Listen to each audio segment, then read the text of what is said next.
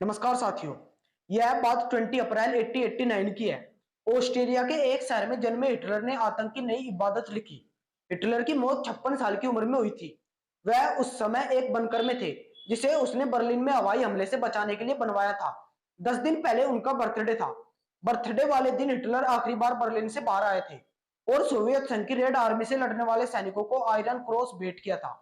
शाम को हिटलर की पार्टनर इरवा पौन ने एक छोटी सी पार्टी रखी थी, लेकिन उस पार्टी में कोई निजी लीडर नहीं आया था। अपनी मौत से पहले हिटलर एक बात अच्छी तरह से जान चुका था कि जर्मनी पूरी तरह से हार चुकी है। बर्लिन का युद्ध 16 अप्रैल को शुरू हुआ था। उसके बाद मित्र देशों की सेनाएं धीरे धीरे बर्लिन की ओर बढ़ रही थी। हिटलर के पास जवाबी कार्रवाई करने के लिए पर्याप्त संख्या में सेना नहीं थी। उस स्थिति में हिटलर ने अपने कमांडो के खिलाफ सावधानी हमला शुरू कर दिया।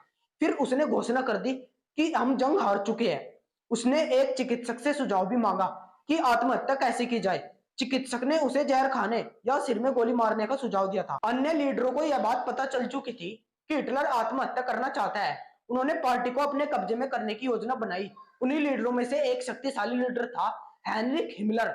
हेनरिक हिमलर ने मित्र देश की सेनाओं को समक्ष आत्मसंपूर्ण का प्रस्ताव रखा, लेकिन मित्र देशों ने उसको ठुकरा दिया।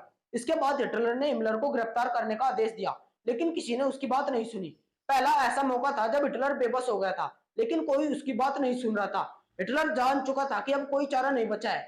29 अप्रैल को आधी रात के बाद उसने बंकर में एक छोटे समारोह में ब्राउन से शादी की। फिर उसने अपनी अंतिम वसीयत तैयार की, जिसे उसने अपने निजी सचिव को सौंप दिया और सोने चला गया। बेनिटो मुसोलिनी को प्रदर्शनकारी द्वारा गोली से उड़ाने की खबर हिटलर तक पहुंची। इसके बाद उसने आत्महत्या का फैसला कर लिया। फिर उसने अपने कुत्ते पर साइनाइड की गोलियों को आजमाया। 30 अप्रैल को लंच के बाद हिटलर और ब्राउन ने बंकर में बाकी बचे सैनिकों को अलविदा कहा। फिर वे अपने स्टडी रूम में आ गए। जब दोनों ने आत्महत्या की तो कैमरे में कोई मौजूद नहीं था। बंकर में मौजूद अन्य सैनिकों को कहना है कि 3:30 बजे के करीब उनको गोली चलने की आवाज आई। थोड़ी देर बाद कमरे में बादाम के जलने की गंध फैल गई, जो कि साइनाइड की गंध थी। बाद में पता चला कि हिटलर ने खुद को गोली मार ली थी, जबकि ब्राउन ने साइनाइड खा लिया था। आज के लिए सिर्फ इतना ही। मिलते हैं अगली वीडियो में। अगर आपको इस वीडियो से कुछ वैल्यू मिली है, कुछ सीखने को मिला है, तो चैनल को सब्सक्राइब करना ना भूलें।